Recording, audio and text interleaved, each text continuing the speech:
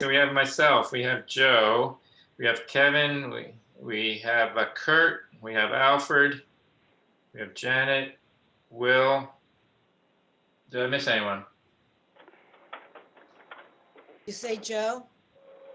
I think I did, yes. Okay, I show him as I think you show him as did. being on. There he is. Okay, and Will, keep an eye out for Skip. Yeah. Okay, a couple administrative items to do. One would be the approval of the minutes of meeting from our last meeting, which was on January 11th. I sent those out a few days ago. Hopefully people have had a chance to read them and advise if they have any comments. You want to take a few minutes and then we can entertain a motion to accept.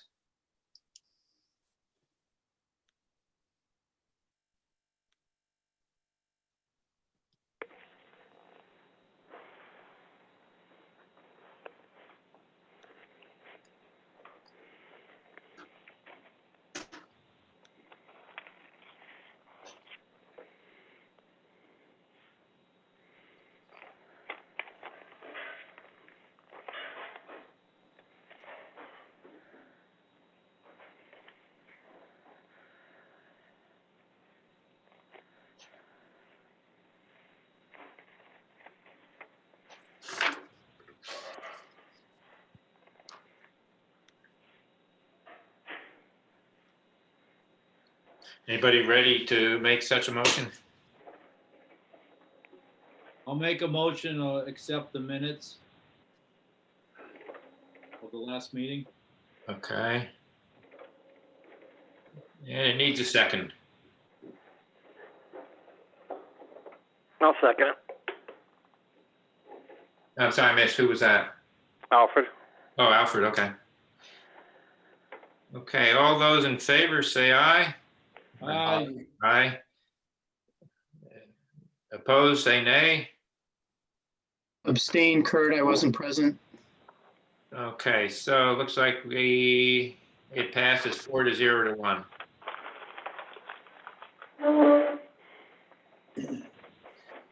The other thing is just a reminder, I'd sent out the draft of the submittal for the 2020 annual town report. I had asked for comments back by the 20th, which is tomorrow. If people are ready tonight, we can either review comments or move to accept.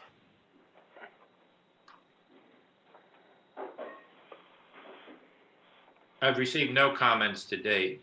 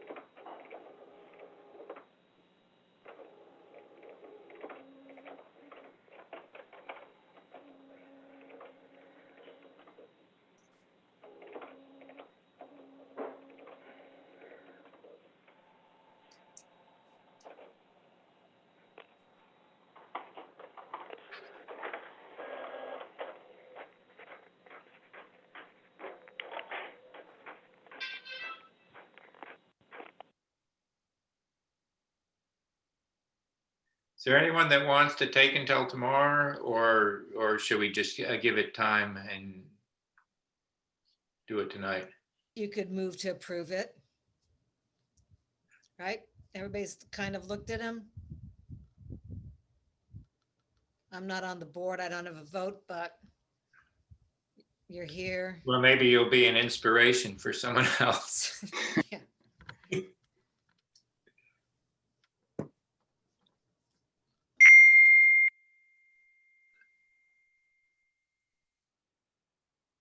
Does anybody have any questions on it? And this is the conservation statement?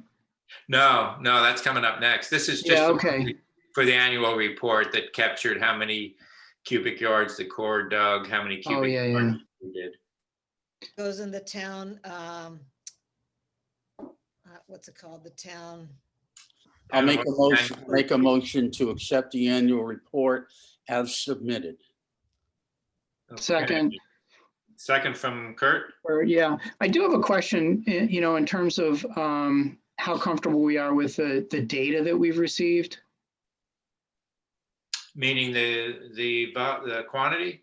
Right, In both cases, it's the basis for payment. right. It came from the surveys. Cashman did their survey and the Corps checked it. For the piggyback, Cashman did their survey and GEI checked it. The number I have in there, I think, is 36,000. It was Right. like 36,029. That was confirmed by our engineer today.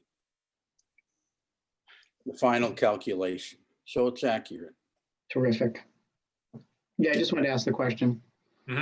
Okay, so we have a motion. We have a second to the motion to accept the wording for the 2020 annual town report. All those in favor say aye. Aye. Aye. Aye. All those opposed say nay. And that passes 5-0. Staying administratively, just a piece of information. Last year we had done a very extensive application for the dredging program grant, and then we subsequently withdrew it. It's time to do the new one for 2021. So in the next few days, I will get the most current version of last year's application, and more specifically the data that we provided, and we need to start updating it.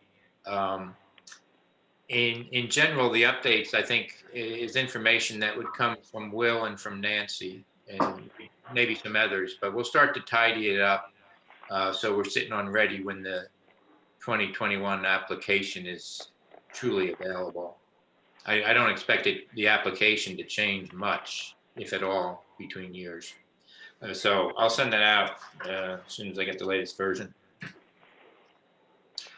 Next item is, we spoke last time about a statement of support for Health and Conservation Department.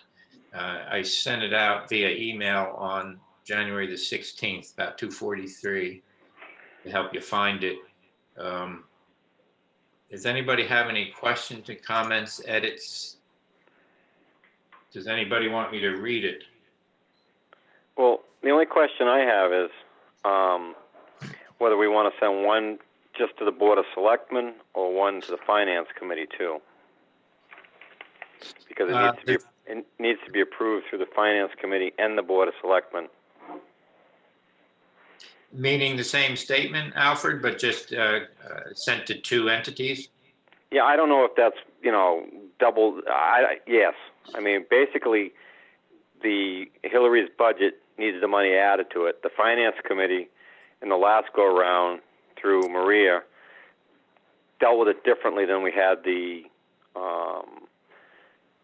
Culture program, because I don't know why, but they just changed the mechanism. It was basically the same setup.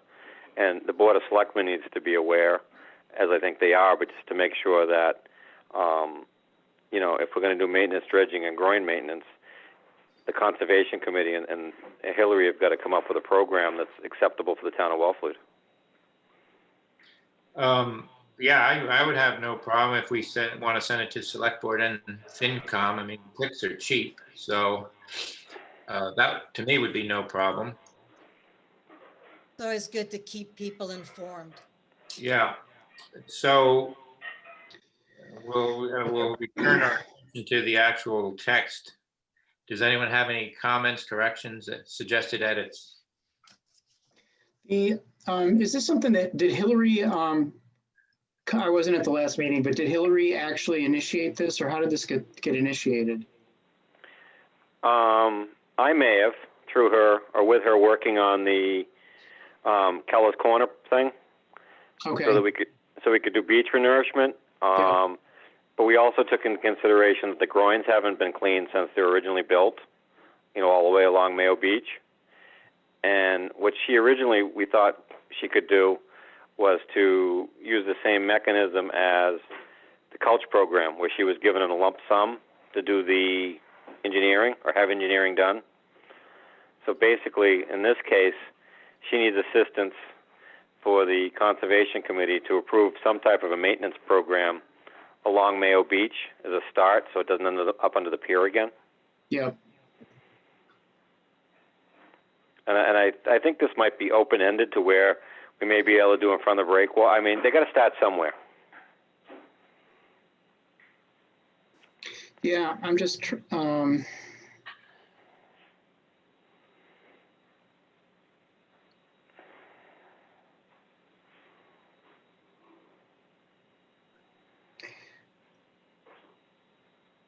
trying to think about what the, you know, whether there would be another budget mechanism. I mean, you want, you know, ultimately to,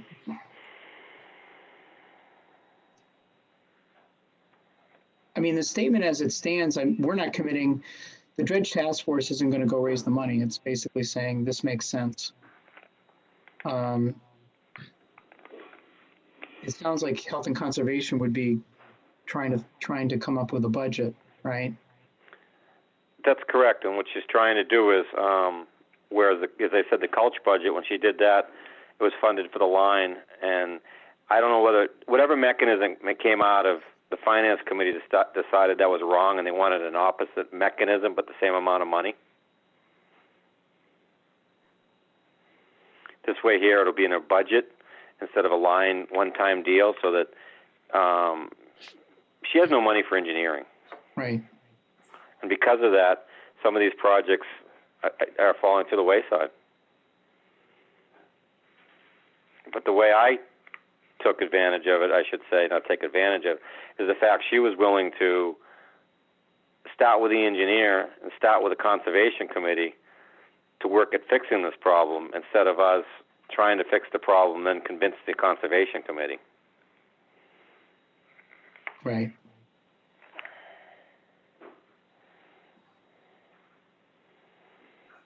Has, you know, well, anyway, I mean, I fully support it. I just, to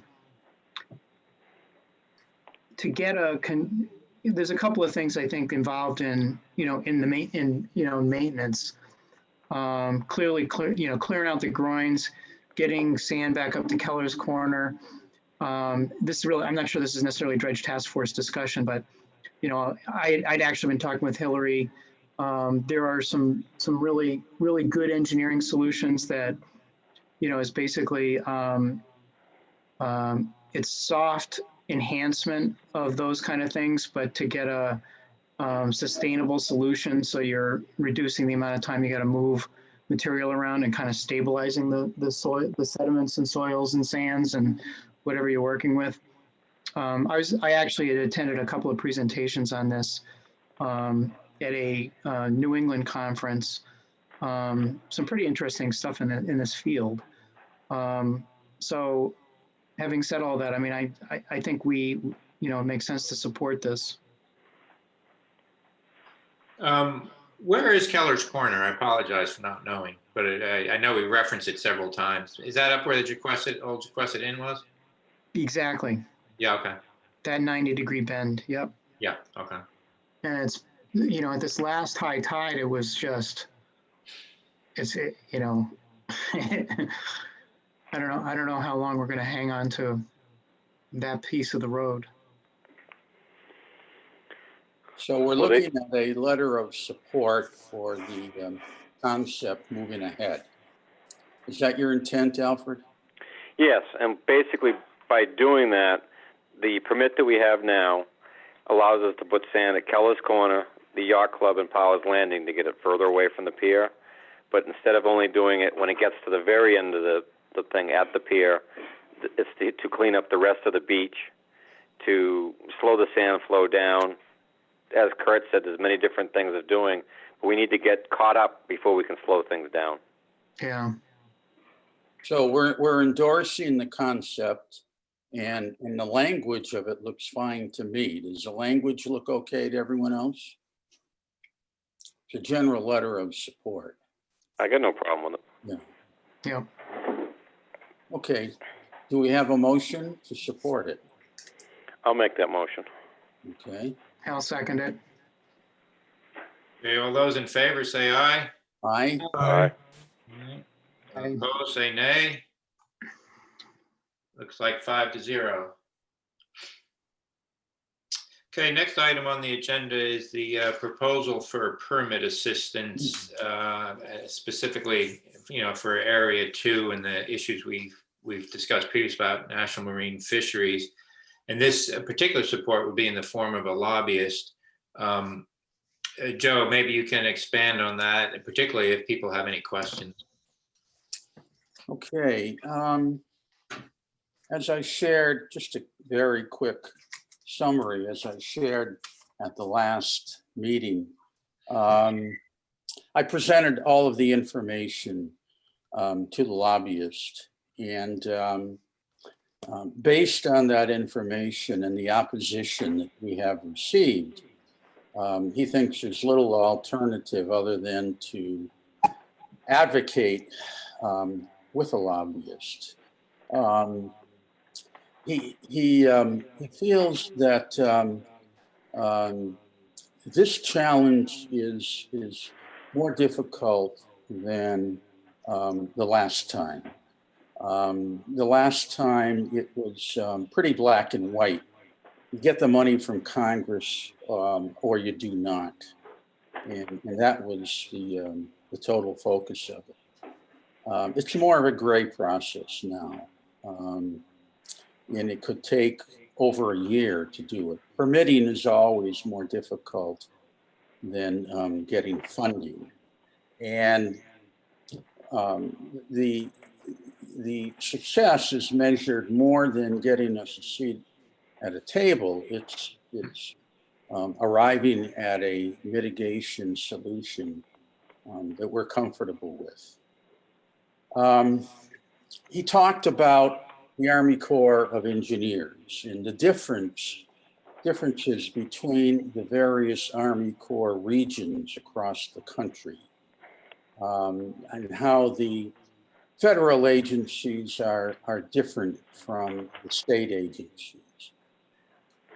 He talked about the gap between the career people who make up the Army Corps in their various divisions and the appointed people at the top.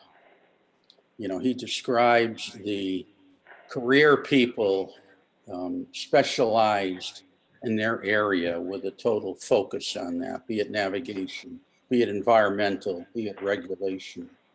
And that the people at the top, for example, the head person is a presidential appointment, and President Biden will be making that appointment within the next 2 to 3 months. And he sees that as our favor, but the head person is beholden to some degree to Congress.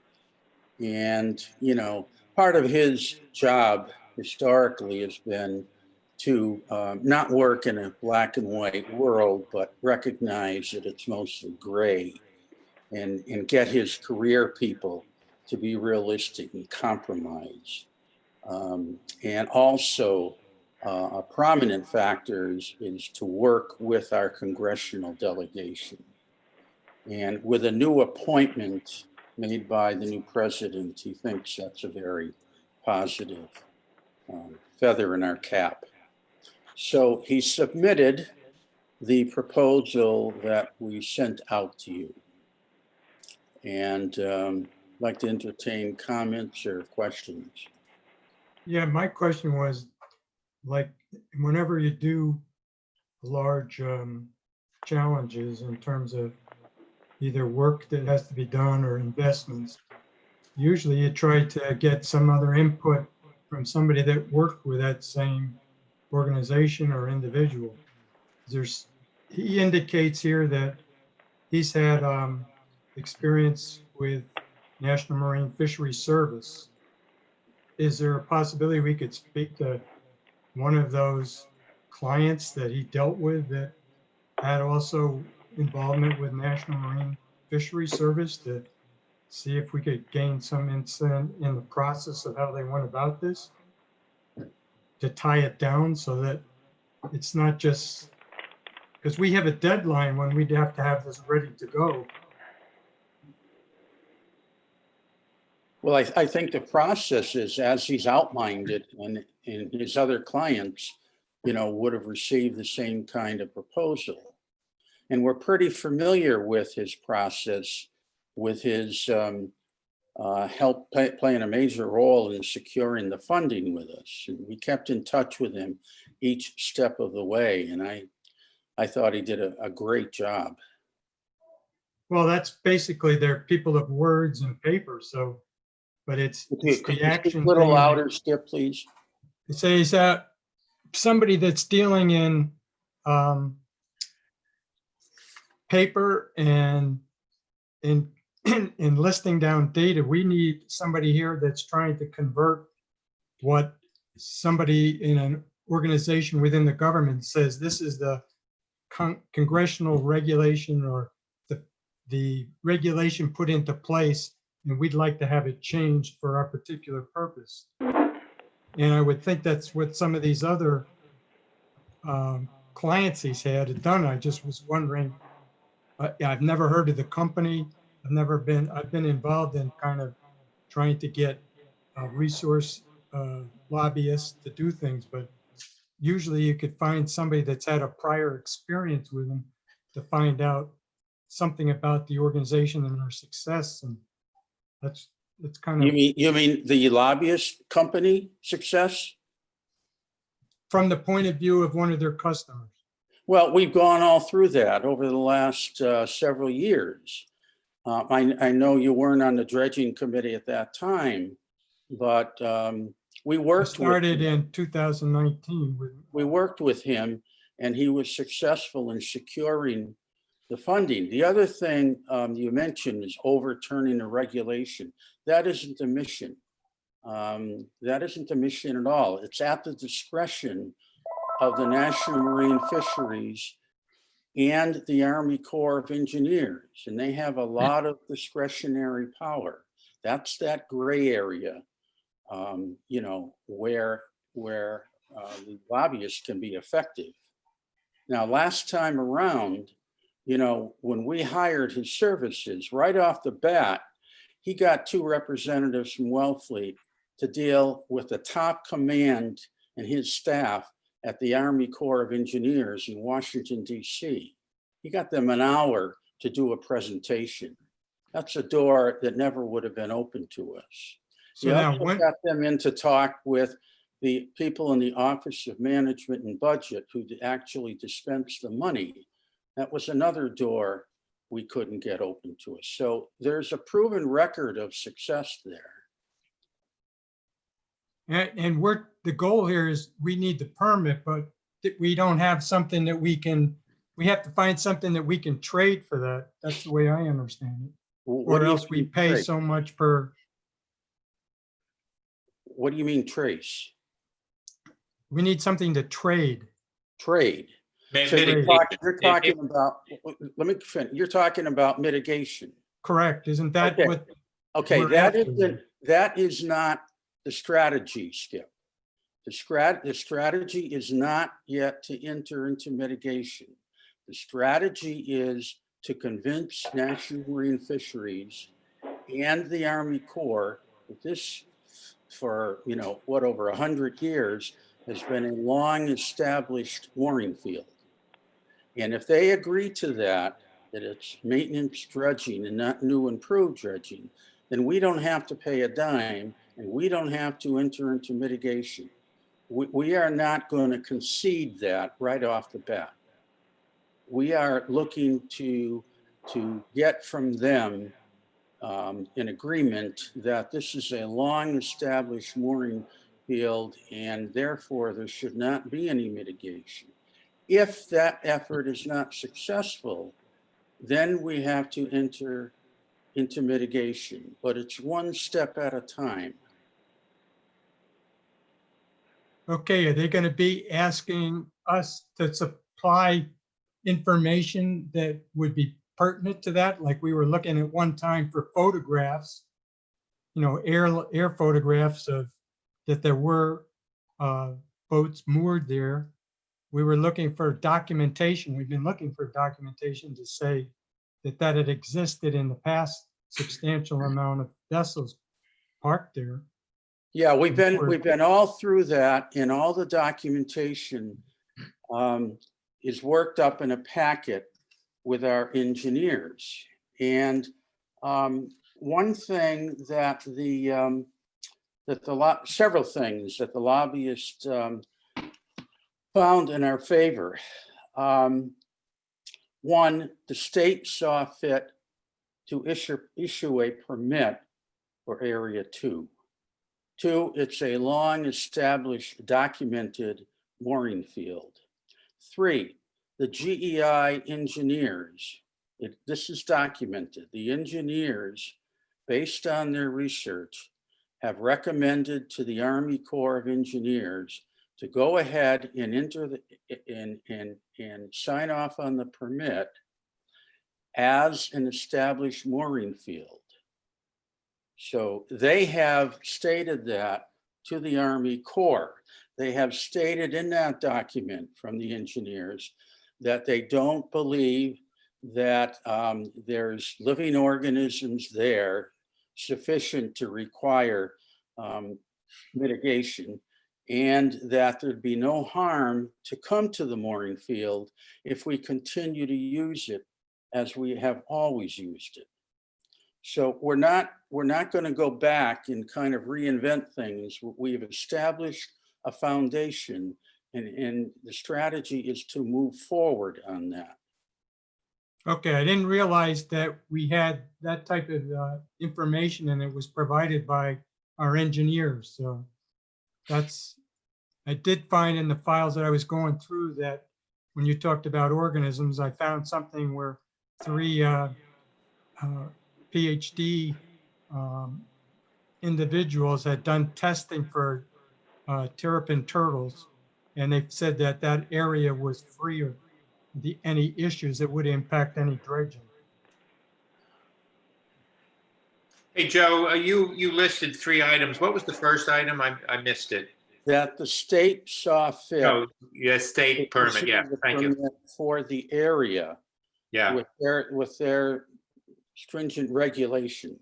yeah, I got it. Thank you. Now, he told me that, once he has a contract, the first part of his strategy is he has a long-term relationship with the number 2 in the command structure in the Army Corps of Engineers, that he'd go right to him and present our case to him. And concurrent with that would be go to Senators Markey, Warren, and Congressman Keating. That was another positive because they know our situation. They have lobbied for us in the past. So unlike the last time around, we are not starting out anew with our congressman. All right, that helps me better understand Right. the background of this and where it's going. So I would just add that this is kind of the process, a couple changes that we used 3 years ago to get funding. And I think some people were not on our committee, but getting funding is really hard, and having somebody to help you and know the right thing. When I was up with dredging last January, I was at the Mass Municipal Association's conference, and like everybody on the East Coast, everybody in Massachusetts wanted dredging funding last year, and we got it. And I would say it's because of this lobbyist, and because he worked and we worked with our congressional delegation, but it was him too hooking them up with the right people. Yeah. So, I just think this is important to approve of. Saves us a lot of confusion and legwork. Totally agree with you, Janet. It's already have a proven record by it, and it's a small fee to Yeah. pay. Yeah. The amount of work and time and energy and contacts doors he opens. Yeah.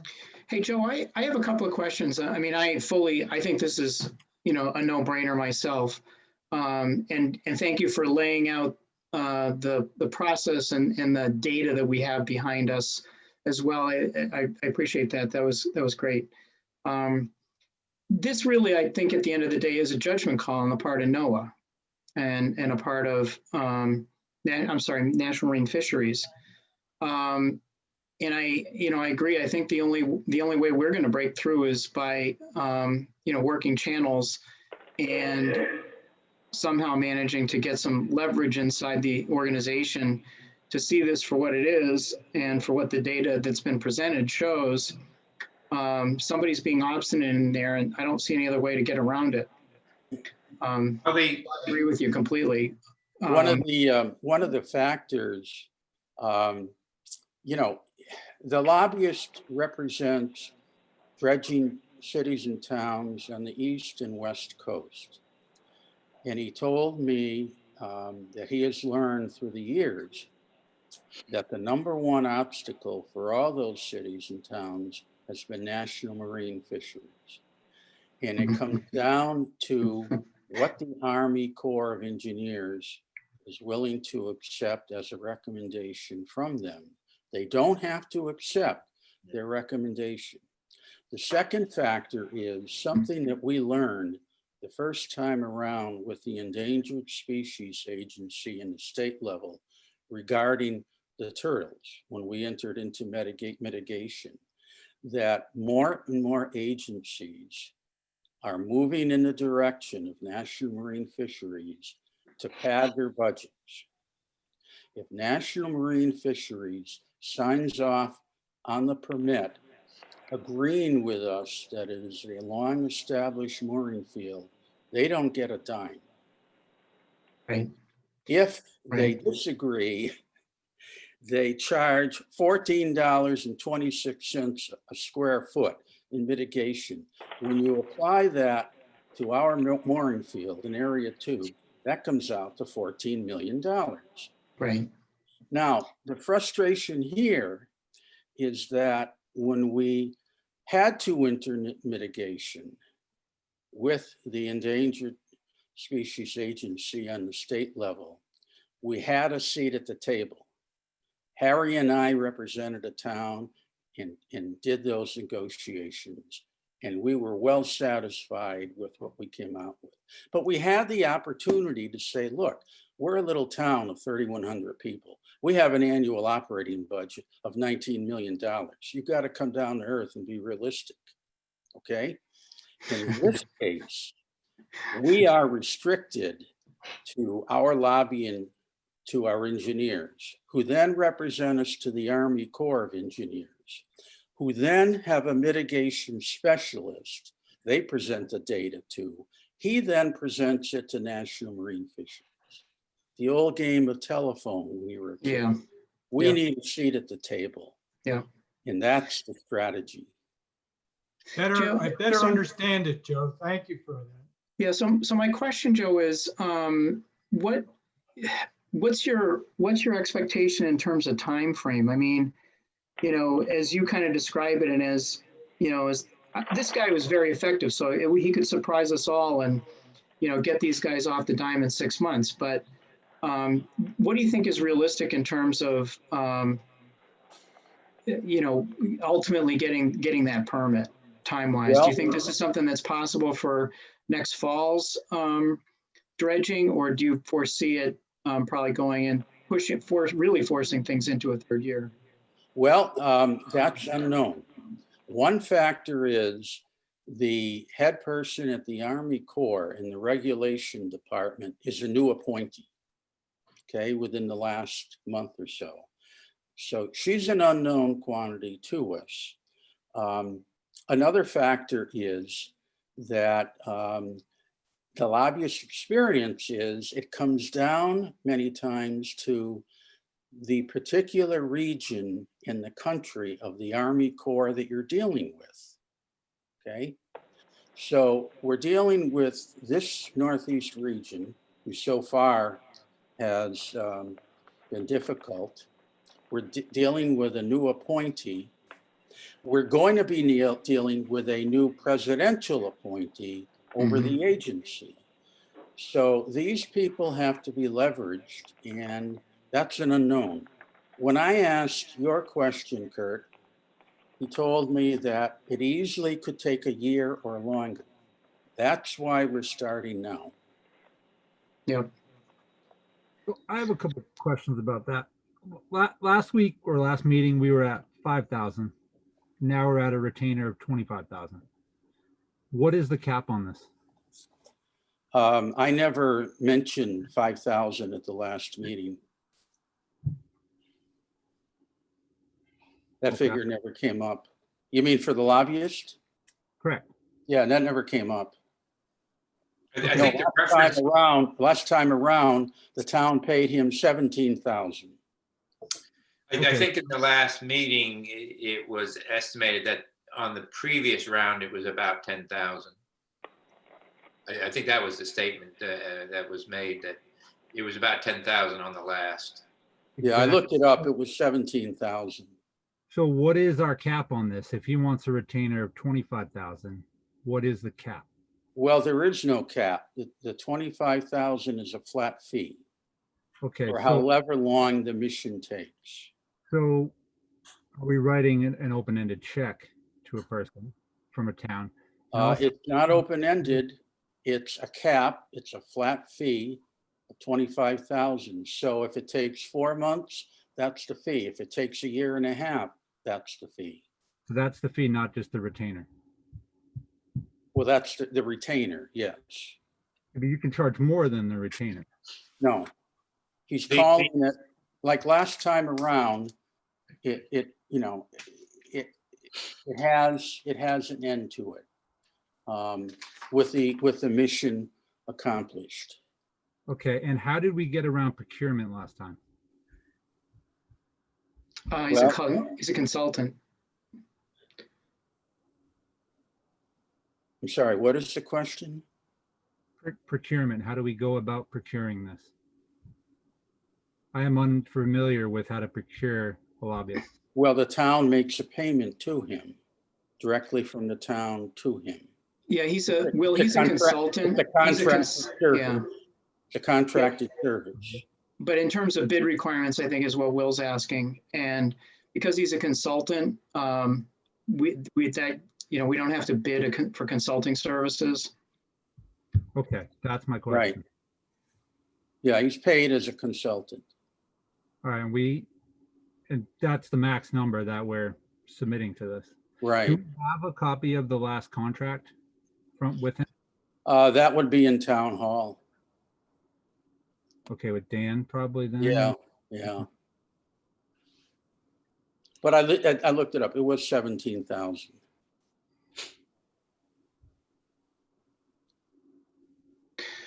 I mean, to me, it's kind of, at the end of the day, it's kind of a no-brainer. The guy's produced results. We have an excellent relationship with our congressional delegation, which I think really helped a lot. And, given the change in administration, I would think that, especially Senator Markey and Keating will have much more access to the new appointees than under the old administration. So I feel very positive about it. And obviously this, to me, again, it's a no-brainer. This guy produced results, did a very, very good job. If you look at the bureaucracy in Washington, it is the Assistant Secretary of the Army who has direct oversight over the Army Corps of Engineers. That too is a presidential appointment. Last time around, Trump appointed a retired congressman from Mississippi, okay? Just prior to that, it was a woman born and raised in Framingham by the name of Joellen Darcy, a Boston College graduate whose parents had a home in the Cape. But we lost out on that because we ran out of time and Trump was elected. One would think this time around, the presidential appointment to the Assistant Secretary of the Army position is going to be more favorable to us. And that person has to be approved by the Senate committee that Senator Markey sits on. And last time around, Markey told us that he really leaned on that appointee for Wellfleet. So we have an established base with Markey, Warren, and Keating, which I think is going to make it considerably easier. They know Wellfleet, they know our plight, you know. I learned recently, we are the largest dredging project in the state outside of Boston Harbor.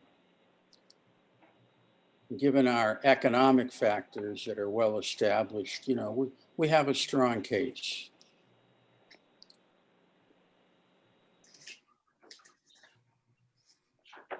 And I just think we need all the help we can get. I mean, that's really what it comes down to. And if we got to pay for it, we got to pay for it. Yeah. I'm very. It's a small amount in the grand overall scheme of things. And that's the way we looked upon it when we finalized mitigation with the people at endangered species. Yeah. I would move that we recommend to the Board of Selectmen to authorize the town administrator to sign this, to sign an agreement with, what's the name? FBB Relations. Yeah.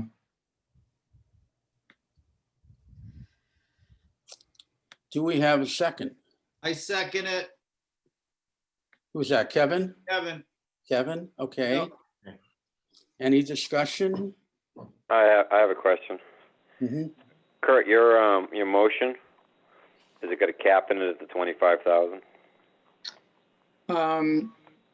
I think the contract is how the Board of Selectmen and the town administrator execute. I think we want to leave that up to them. Well, the We're just- motion. We're the just motion- recommending, we can't enter into the contract ourselves anyway. Ultimately, the Board of Selectmen and the town is going to have to authorize the town administrator to sign the contract. So I would let them, you know, work on the contracting details. I think the motion could include that we are recommending that the contract as proposed be accepted. So all the language is in there and then they can look at it. Probably have town council look at it as well, maybe. Yeah, that's fine by me in terms of an amendment. Kevin? So I'll capture the language that we recommend the TA sign a contract based on the proposal, and I'll reference the proposal. that's fair. You might also want to include in the motion acceptance by the select board as well. Yeah, I mentioned that. I said, you know, we're recommending to the select board that they authorize the town administrator to enter into the contract as proposed. Yeah, I think that's well stated. So we have a motion and a second. Correct. Ready for a vote? Yep, we have Kurt and Kevin, and we're ready for a vote. Okay. All those in favor, say aye. Aye. Aye. All right. Any opposed? Those opposed, say nay. Sounds like it was 6-0. Skip, did you vote? He's on mute. He's on mute. No wonder he's been so quiet. I said aye. Okay. There he is. 6-0. All right, next item. Tongue in cheek, you know, anyone who's ever tried to sell a car and you sell it on the first day and you say, shoot, I set the price too low. Right. If this guy picks up the phone, makes one phone call and solves this problem, that is value well received. We will not second guess the amount. Well, this won't be the first time that we need a lobbyist because we have to do No, maintenance dredging. Game, you know? Well, and just another quick thought on that. Our experience with the endangered species people on the state level regarding the turtles found them to be smart, seasoned, tough negotiators. Okay? I'm assuming we're going to encounter the same types with the National Marine Fisheries Agency, Oh, especially when you I would look at, expect so. especially when you look at the amount of money that they might be asking for. So, without our having a seat at the table, I think what we're recommending is a no-brainer. And they're gonna especially need the leverage of a small rural community, because I think part of this might be that just the size of the project and the dollar amounts associated with the actual dredging project they may think that we're a bigger community than we are. Yeah, I think that's a very good point. Hey, Chris, I gotta get going to that other meeting, so if we're not, do you need me for anything else? No, we'll be okay. We would still have a quorum, so we have a couple of items. So we're okay. All right, Yeah. have a good night. Good night, Kevin. Thanks, Kevin. Yeah. What's next on the agenda, Chris? As to review the list of upcoming RFPs to support dredging. Uh-huh. And those are documents that were just sent out. The important thing here, the most urgent one, there's two of them. One is regulatory and grants, what we need to get focused on. And the most critical one is to go after the amended permits, for the area. And then the other listing pertains to dredging. Yeah. Chris, let me stop you there for a minute. Yeah. Alfred and Kevin, are you still on? I'm only here for a minute. I sit on the Okay. planning board. Yeah, I Oh, just all wanted right, to catch you. I just wanted to catch you before you leave, so we have your input. As we discussed this, do you have any thoughts or concerns about the two of them? Not unless we get a timeline. I honestly believe that, and I'm going to be very upfront, I believe that GEI either waits to the last minute or doesn't have enough staff to where we're not getting the benefit to see the stuff far enough in advance in case there is something we want to look at. Mm-hmm. I mean, I think that if we had a plan for the piggyback area a month earlier, we could have saw some of the problems. I'm not saying we could have fixed them, but we basically get the stuff where it has to go either out to bid or it's in that stage and there's no time to correct if there's something missing. And we're spending an awful... Yeah, no, that's a good point, and it's a very real concern. When we spoke to them this morning, we had previously sent, I'm talking about GEI, we had sent Dan Robbins the schedule for 21 and 22 that lays it all out. We asked him this morning to take a look at it and make sure he has the resources and the commitment to meet those dates. And there is float in the schedule, but that's not his. That belongs to us. So, we cautioned him, don't look at the schedule and think that you have that float. That belongs to us. Because if we can't hold them to task, Yeah. whether they're the best engineer in the world, it's no good. Yes, no, I agree with you. And I want to chime in and second, this sentiment that Alfred's raising, because one of the things that kind of really irritated me was we knew that we needed the Town of Wellfleet Conservation Commission, reauthorization of that permit. And we knew it almost a year ago, and they were still dragging their feet in November to get that done. When I made an inquiry to Barbara Brenizell regarding that, she did some checking and got back to me and told me that it was authorized well before then, but it was never acted upon. It was not processed. So it didn't require a formal vote. It was just a matter of getting it out the door, is the way she presented it to me. Now, I don't attend meetings, but I took her at her word. I would too, but that's not what GEI told us in November. It was just one of those things. I just, when that came up, I was just shaking my head.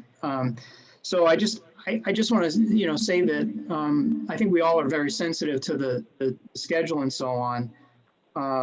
And, I do want to echo, Alfred's concerns that it did seem like there was a lot of last minute things that should have been attended to, and I'm not sure why things were so, dragged out. Even this, missing National Marine Fisheries permit. It's just, How was that dragged out? well, I think we should have known a year ago that we needed it, Mhm. and we didn't. That came up at the last minute when we were trying to get the piggyback dredging done. That's kind of what Alfred's saying too. It's that was quite surprising to me. Well, a year ago, I think the application was focused on Area 1, not Well, and 2. that's kind of another thing. I don't, I get that there's two contract, that there's a federal contract and then there's state and town contracts.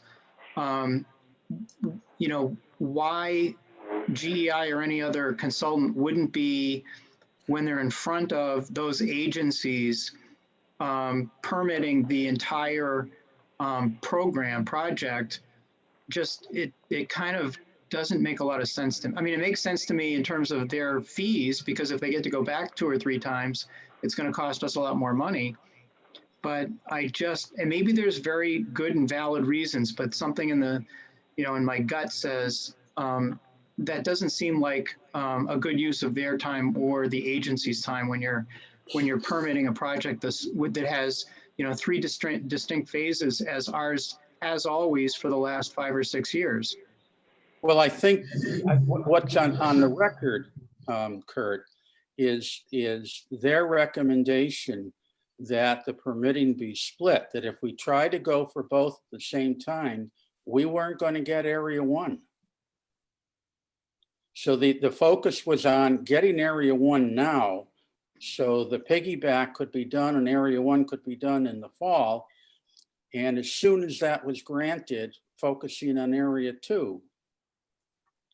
But if we went for them both combined, we weren't going to get Area 1.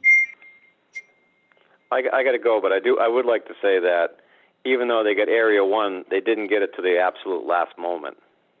And I think that they waited too long to get what they did get. We should have had that stuff earlier. And if it's our fault for not funding it, we just have to change our funding and do it earlier and make sure that they realize, at least when we see the stuff turned in, because when the piggyback dredging got done, we were 2 or 3 weeks out further than even they said it was going to be. And I mean, we lost 2 weeks.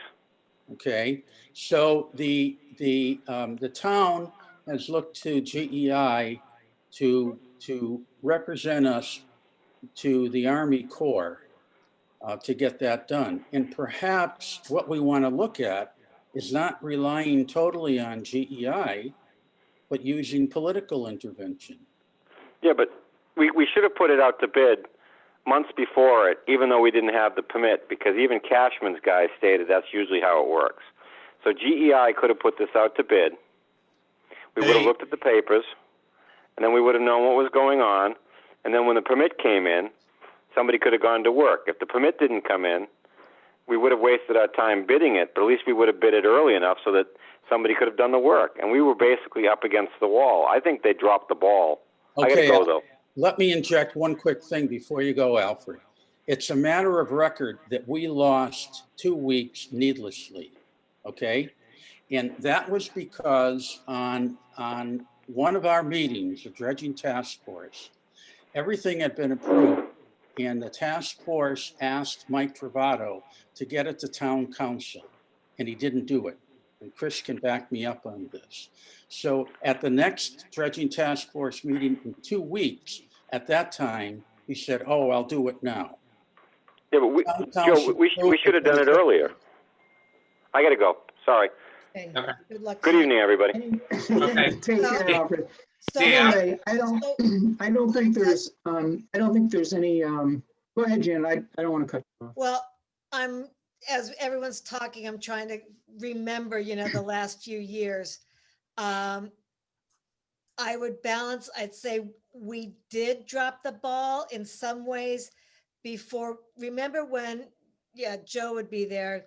Um, remember we had the meeting in the basement of Town Hall with GEI?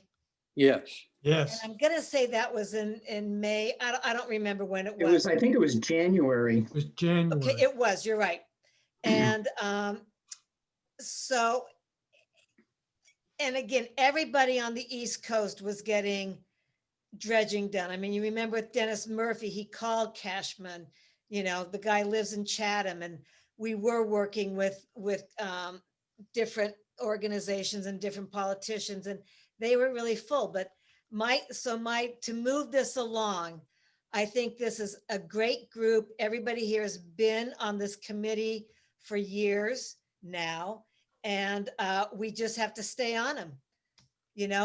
A few things got, as Joe just said, if Mike Travato took 2 weeks to submit something, that's a long time. So we just have to really know that we've got to stay on whomever, And Chris starting and I, tonight. Chris, you jump in on this if you want. Chris and I were upset with that. The Yeah. Travado held it up for 2 weeks. Yeah. Okay? It was precious time at a key time. And we've decided anything like that in the future, we're not going to rely on people in town. We're going to be a pain in the neck to them Yeah, and call them every yeah. other I day. think If that's what it takes. that's the lesson. That's with getting this money. That's the lesson. And yes, so I think somebody, probably Chris, maybe Joe, maybe Will, you call, you just keep on GEI, like right tomorrow, say, we have put in an RFP and we're hoping for a lobbyist and we want to get this done. They know we need to get it done. So let's just stay on them. Now, Chris and I sent out that spreadsheet on the time frame Yeah. coming up, and people have looked at it.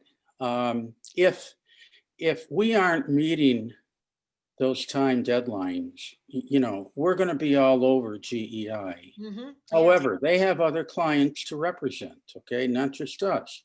So I think one of the things we need to look at and discuss is, and we don't need a lobbyist to do this, as we get closer on the state level, and the federal level to intervene in our behalf on those timeframes. Yeah. I think, certainly a letter, a phone call, emails, whatever should go out.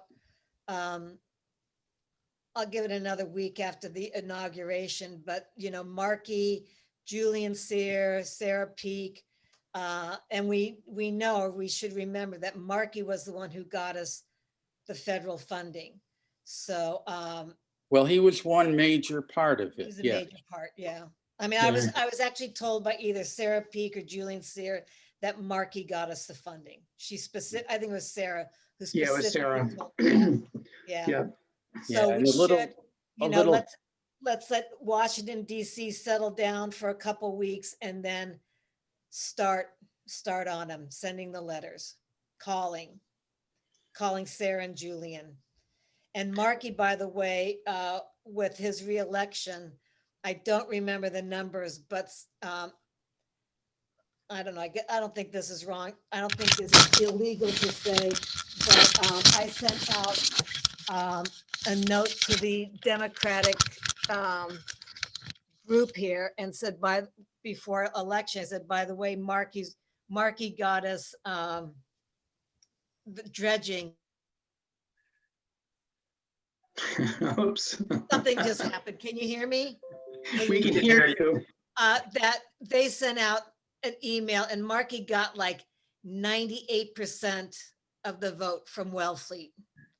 He got almost a unanimous vote from Wellfleet. So I will work on that and talk, and everybody can work on talking to Sarah and Julian and Markey and Keating and Warren. Yeah, I think it's important to be in sync with the lobbyists, okay? Yeah.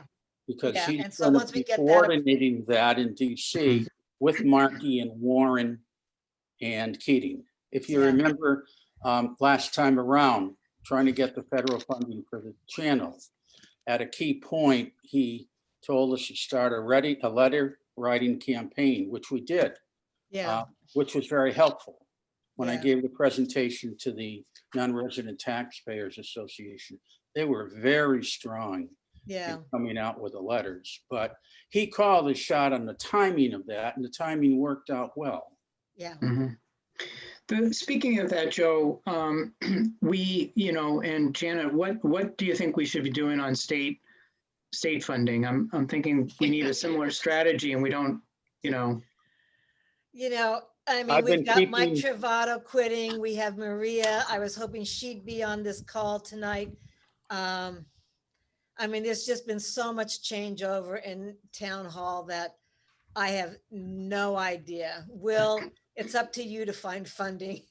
Janet, I don't know. Joe Travato was hired because he had gotten the funding for, was it Harwich? He had written the grants. Who had the Barnstable. Barnstable? Barnstable. And he knew all about the funding. Now, supposedly, I saw Mike quite often. I said, are you sure? Like, where do we stand?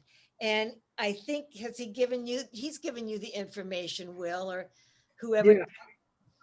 When we wrote the grant for housing and economic development, we were looked very, very favorable in that with them. Yeah, And that's our main avenue for income stream from the state right now. yeah. So that would be maybe it's time again in a week or so to email Sarah and Julian or call them.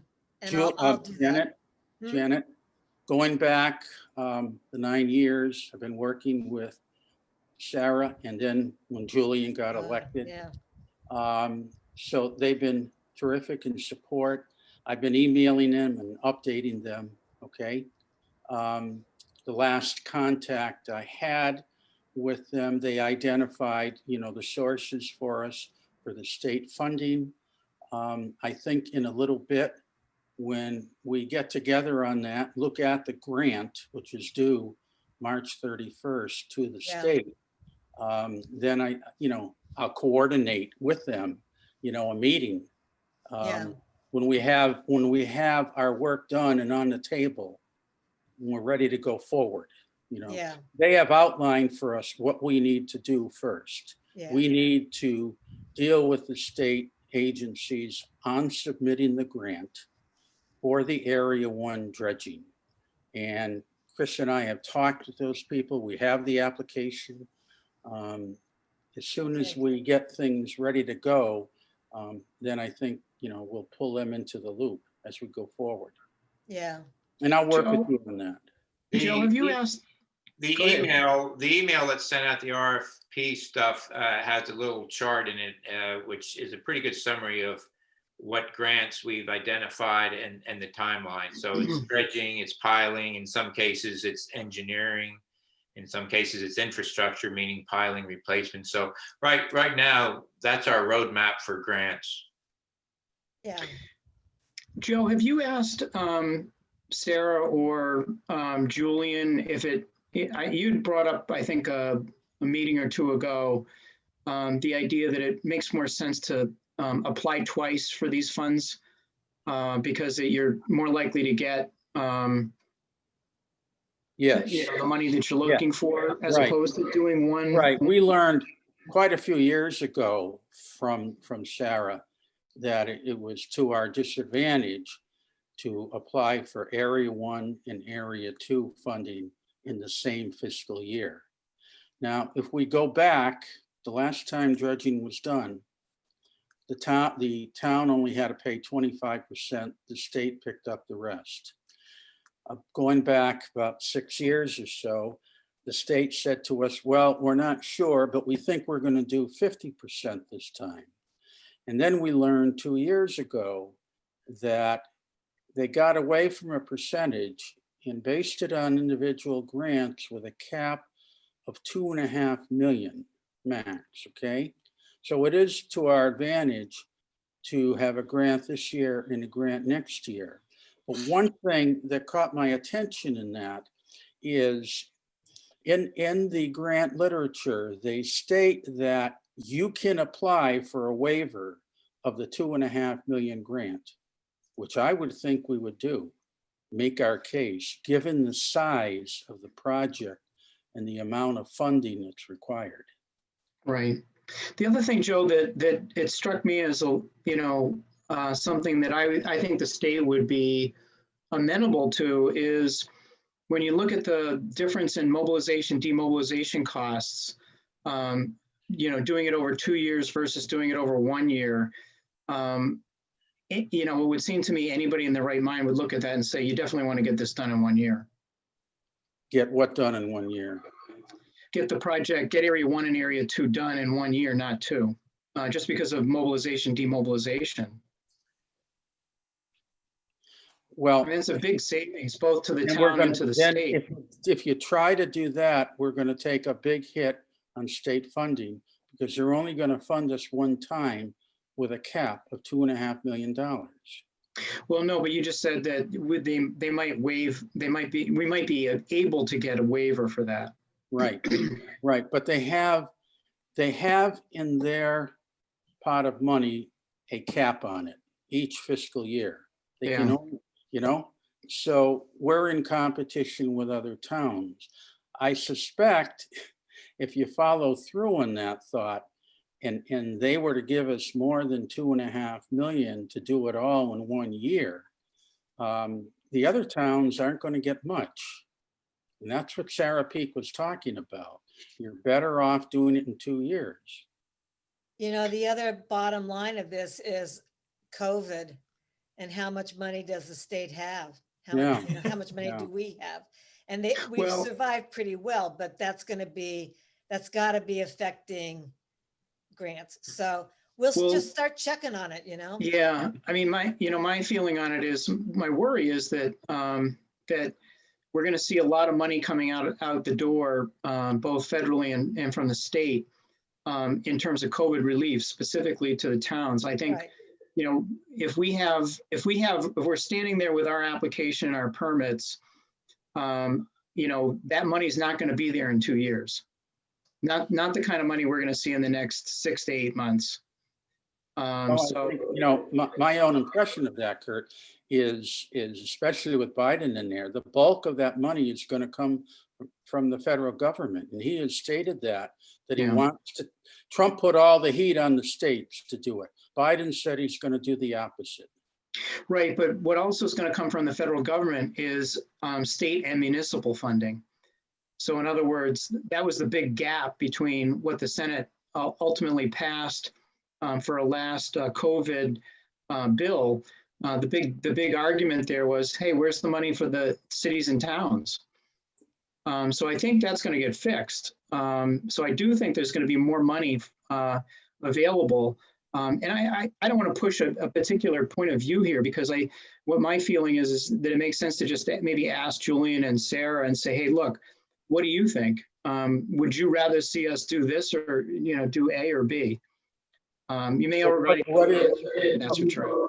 How can, one of the things we learned last year when we thought about submitting a grant to the state for piggyback dredging, we wound up not doing that because they said to us, if you're not ready and you're not absolutely sure you're going to go ahead, don't submit the grant because you'll be penalized. Right. That's why the grant wasn't submitted at that time. And we're in the same situation now. If we applied for areas 1 and 2, not knowing if we're going to get area 2, we're going to be penalized. So I think that, what are you saying, Kurt? Well, on the other hand, we don't want to I mean, at this point, we've got to apply for grants. We lost out the last time. We've got to, Yeah, we don't want to gotta do lose out that. again. Yeah. Well, Kurt, the plan is to apply for the grant for area 1 for next fall. Yeah. Okay. I think you're suggesting. Which might, I don't know this for sure, but could presumably include the costs incurred to date in 2020. Because ultimately, I think they pay actual costs. They may approve funding, but I think you have to demonstrate actual cost. It's So, also, Chris, you got a point there because it is the same fiscal year. yeah, But I'm relating No, it's to, not the same. that's not. I'm relating No. Sarah Peak's very strong recommendation. When we discussed that some years ago, she was adamant about not doing that. So I think we need to get more information because Yeah, I mean, I agree with Joe. I know he said that. I know Sarah said that. right. This is a very different year. But we also have, I'm gonna guess that Biden and Markey are good friends even. And we just, this week is a Zoom virtual Mass Municipal Association meeting. And I would think both Julian and Sarah would be somehow on it, or I will start emailing them and I'll have them talk to either Joe or Chris or Kurt, or just say, what do we do? Where do we go from this? And look at the grant that Mike Travato submitted, not to them, but to us, like that he's turned over, and look it up and see what the deadlines are, what they're saying for this year. Well, we Maybe know the deadline. The deadline is March the 31st. 31st. Okay. Yeah. And we also know that there's a cap of 2.5 million with a For this possible year? waiver for this fiscal For year. this fiscal year, there is. Okay, all right. All right, so there we have it. Anything else? Chris, we're looking at the RFP proposals. Yeah, what we'd like to do is to send the RFP to Maria so that the town could issue the request for proposal to GEI. The first one, I mean, it's a copy and a paste routine, pretty straightforward. But the very first one should be the one pertaining to regulatory and grants, and then follow it with the second one, which is the dredging tasks, so that we can get a proposal from GEI and get moving on those various tasks. So I guess what we need is a motion to send the list of the draft language for RFPs to the town administrator to go ahead and issue them. Are there any questions or comments, discussion about them? Okay, do we have a motion? Just a question. Is, in terms of what the motion should look like, is this a recommendation it's a recommendation to issue the RFP, right? Yes. Yes. Good. Go ahead. Continue your thought. Yeah, so I guess that really answers it, because it's an RFP that with this set of with this scope and deliverables. Yeah. Yeah, so I would move that we recommend to the Board of Selectmen that they authorize the town administrator to go forward with an RFP for dredging services as outlined in the request for proposal, regulatory permitting, and grant writing. Is there a second? Second it, that's Skip. Skip. Okay. All those in favor say aye. Aye. Raise your hand or something. All those opposed say nay. Looks like 4-0. Kurt, your motion was specific to the regulatory and the grant list of RFPs, I believe.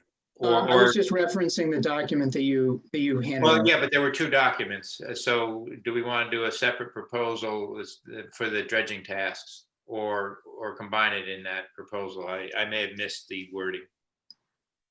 I think they can be combined in both. Yeah. Yeah, Okay. I had intended that it would be combined. Yeah. Okay. I just wanted to clarify that.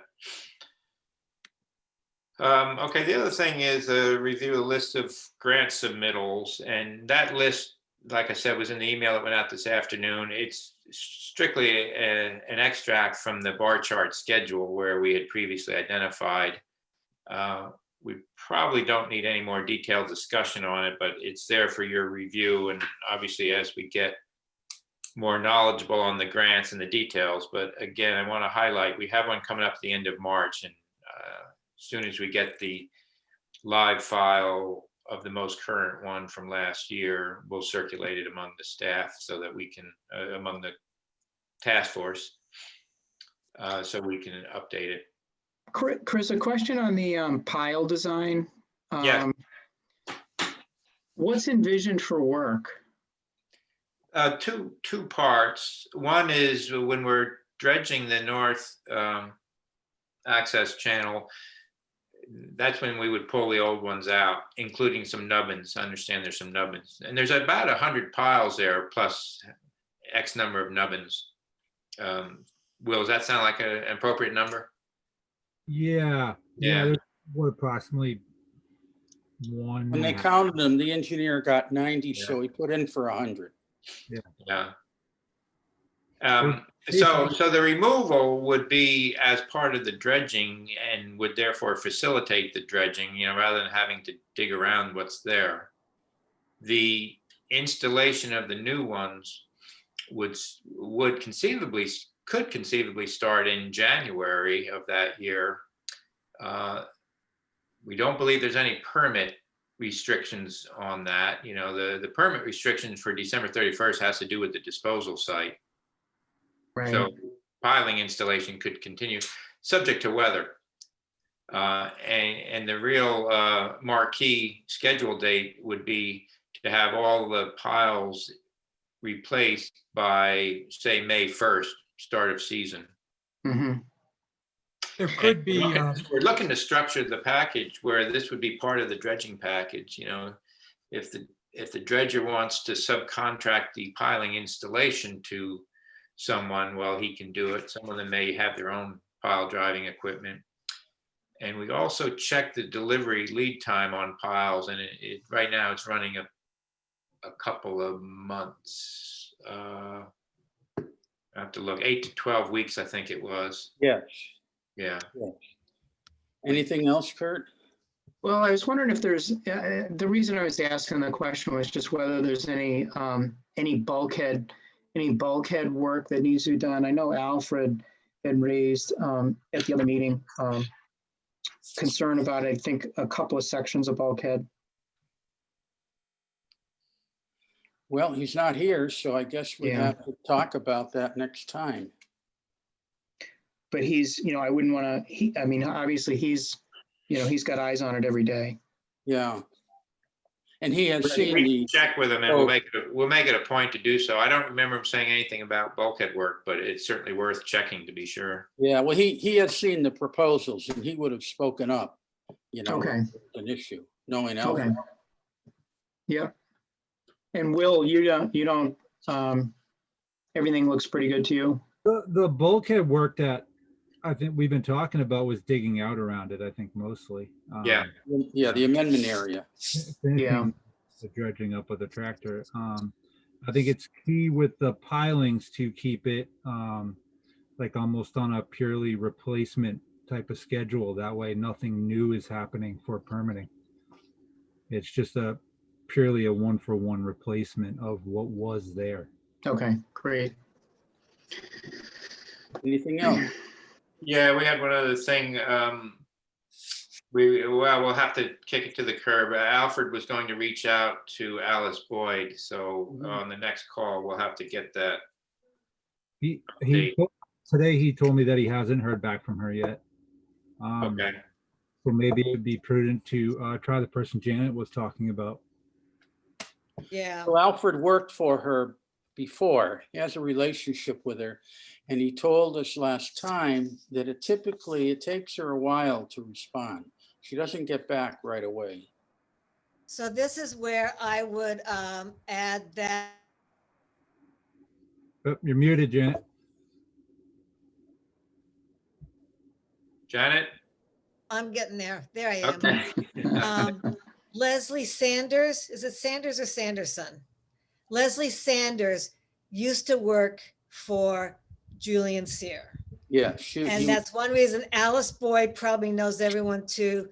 But my thought was that with this, if we're going to need our congressional representatives, Leslie knows them all. She's up to date. She knows them well. They all support her. So I don't know how we want to play this. well, Leslie also has her own business now. Right. So she's doing what Alice Boyd did and still does. Yeah. So we'll check on that. Do you want me to check on that, or does anybody else want to check on it? Who we should hire? Well, I mean, it's in the RF, we have options. It's in the RFP for GEI. And we also have the option of Alice Boyd. But Alice has been doing it for forever. Yeah. Leslie just started it. Yeah, the task Leslie's that's been in a grant writer before. She was a chief of staff to Senator Sear. Alice does just grant writing. If you go to her website, she mentions Wellfleet as having been done work for us before, along with other towns. Okay. But the Okay. task that's within the GEI RFP is support of grant writing, meaning technical documents or drawings. Right. That's Separate right. from anything that Alice Boyd would do or Leslie Sanders would do. It's a support role for technical documents. So having a grant writer is a separate function, and we should view it as such. I mean, So we're back to Janet's question about somebody reaching out to Leslie Sanders. well, I can Just tell you, give us- Leslie Sandberg is not a grant writer. She was a political person for Julian Sear, and the business that she has started now is lobbying, consulting. Okay. So I'm not in favor of going in that direction. I'd rather deal with the old pro who has all the contacts with the grant people out there and who knows Wellfleet. Yeah. Okay. Well, I will send my feelers out on these virtual meetings that are coming up in the next few days. I will Sure. be very polite in asking questions. See if there's any other connections there. But I know you like Alice, and that seems to be the way to go. I don't know her. I just know the work she's done for the Yeah. town. I Yeah. know, people in town have been very positive. People who have been here a long time, very positive about her. Harry, Alfred, Yeah. and prior TAs. And I'm thinking the political aspect of it. She's wired, okay? To all the grant sources, where the money is, the people who run the grant foundations. I think that's what we need. It's not only the ability to write the grant, but somebody who's wired in. Yep. No, that's what we want. The people with the money know her. So Okay. we can find out, I'm going to be talking to Alfred tomorrow and get an update on his calling her again. Yeah. Okay. Chris, we have anything else? Yeah, something very important. Next meeting. Okay. It's important because the one after that is adjournment.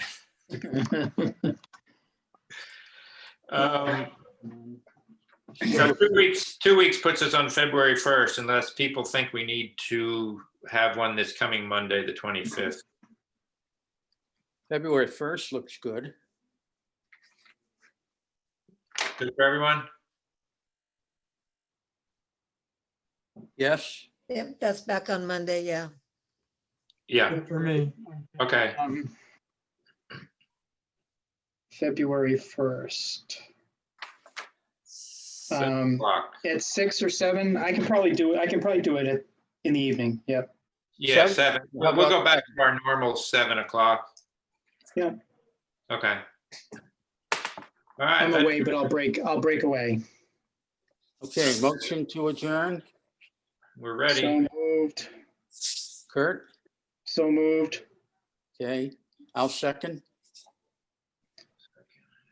All those in favor, say aye. Aye. Aye. All those opposed, say nay. at risk of life and limb. All right, thank you very much. you, You guys are doing everybody. such good Thank you. work. Thank you, Good guys. team. Terrific. Good team. 4-0. Good night, everyone. Take Good care. night. Take Bye-bye. care.